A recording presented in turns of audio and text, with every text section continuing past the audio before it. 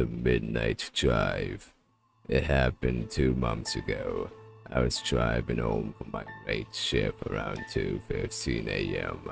The roads cut right through a dense forest. No street lights, no houses, no internet signal, just tall pine trees, heavy fog, and the sound of rain hitting my windshield.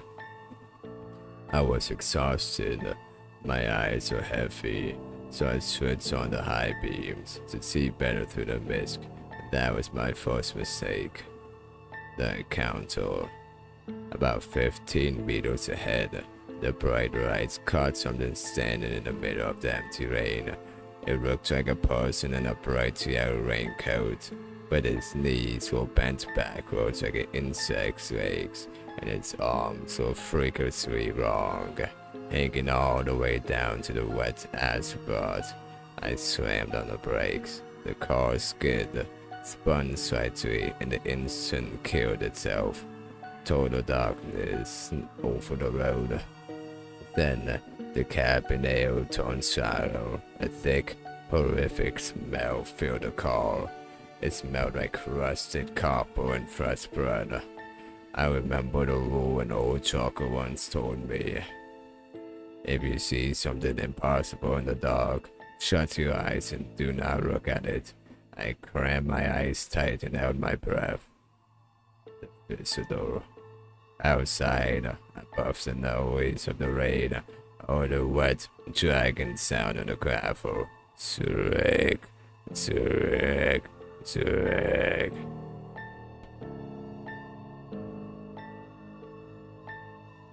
It stopped right next to my driver's side window. Something freezing cold pressed against the grass right beside my ear. I could feel the chill reeking through the window pane.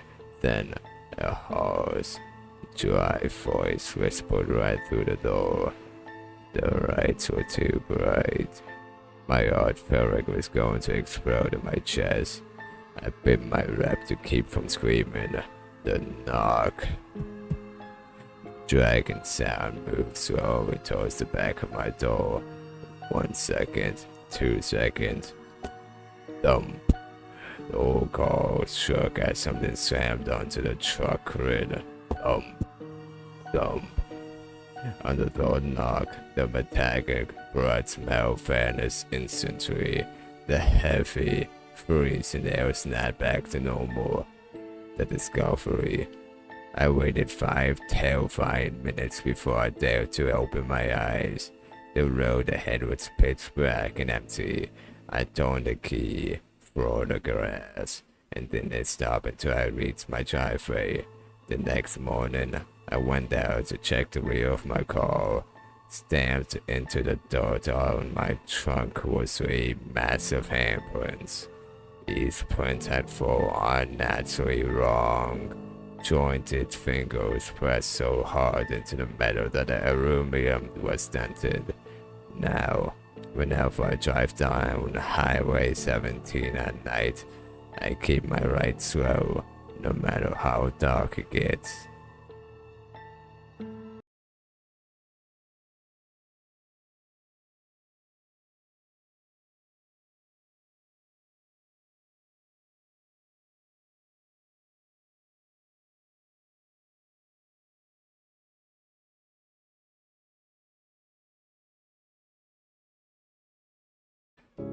Me and my friend Derek were on a walk through my woods one winter day around 5 in the evening.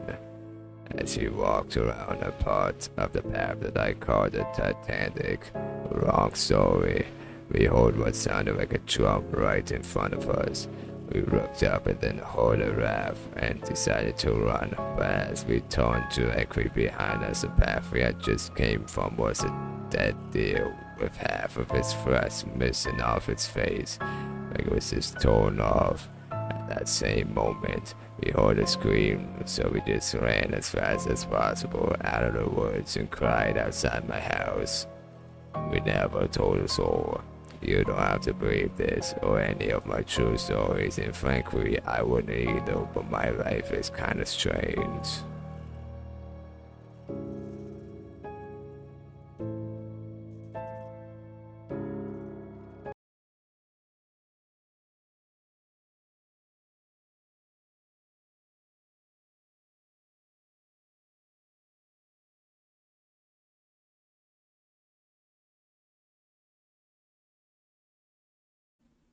My name is Joseph, and I don't know if anyone will believe me, but I need to tell the story just to cope with what happened. It started on a normal school morning. I rolled out of bed, brushed my teeth, combed my hair, and got dressed. One thing immediately felt wrong, though. My mom didn't wake me up. She always woke me up. I went downstairs to find her. She was sitting at the kitchen table with my dad and my brothers. They had all had plates of breakfast in front of them, but none of them were eating. No one was talking. They were just sitting there, staring. Not at each other, not at anything, maybe. Just staring straight ahead like they weren't even there.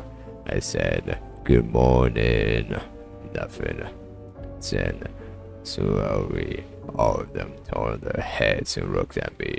No smiles, no expressions, just blank faces. A cold feeling crept up my spine. I tried to laugh it off, thinking maybe they were mad at me for something, but no one said a word. I grabbed my bag and left with a buzz, trying not to think about it. All day at school, I couldn't focus. I kept replaying the morning over and over in my head, trying to come up with a normal explanation.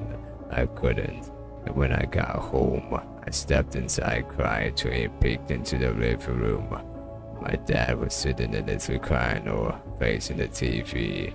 Relief washed over me. Finally, something normal.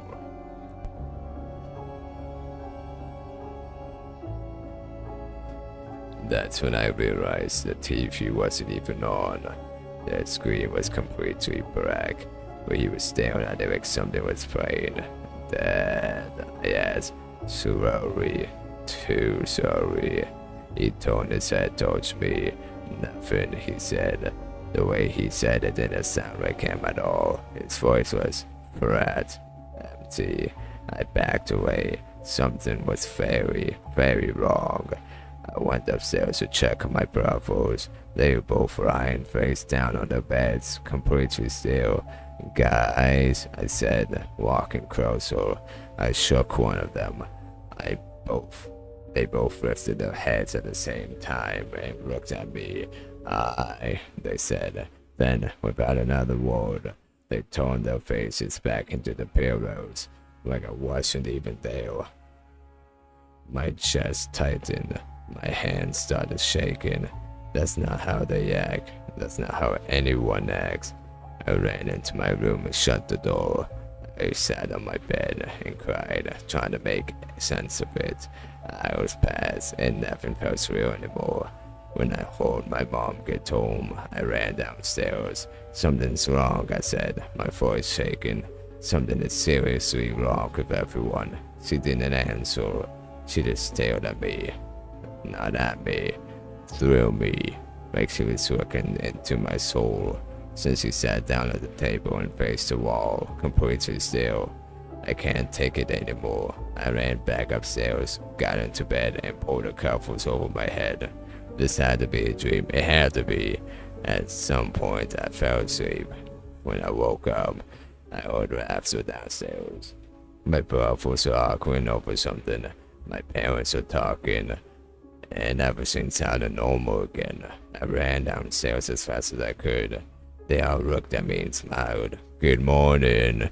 Like nothing had ever happened. I told them everything, every detail. They just laughed, confused, like I was joking, but I wasn't. And now, I still can't stop thinking about it, because whatever that was, it wasn't my family.